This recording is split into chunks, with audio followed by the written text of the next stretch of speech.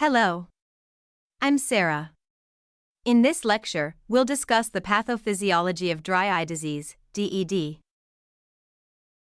The objectives of this lesson are to understand the basic mechanisms of DED, to differentiate between its two main types, to identify factors leading to tear film dysfunction, and to connect the pathophysiology with clinical presentation.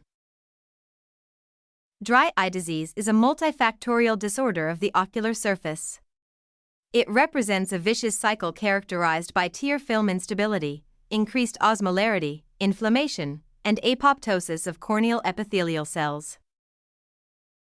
It is categorized into two main types: the aqueous deficient type, caused by reduced tear production, and the evaporative type, caused by increased tear evaporation. This slide illustrates the structure of the tear film, which consists of three layers: the lipid layer, responsible for reducing tear evaporation, the aqueous layer, which nourishes and cleanses the eye, and the mucin layer, which helps the tear film adhere to the corneal surface. There are two major pathophysiological mechanisms in DED development: reduced tear production, as seen in Sjogren's syndrome, and increased tear evaporation, often due to meibomian gland dysfunction, MGD. Both mechanisms lead to tear film instability, triggering local inflammation and resulting in corneal epithelial cell damage. This creates an inflammatory vicious cycle as the process repeats continuously.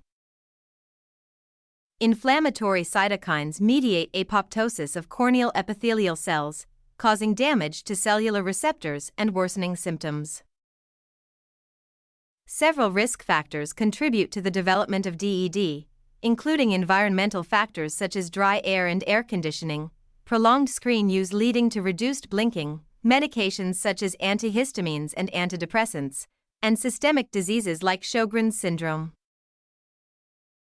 Understanding pathophysiology is essential for proper DED treatment.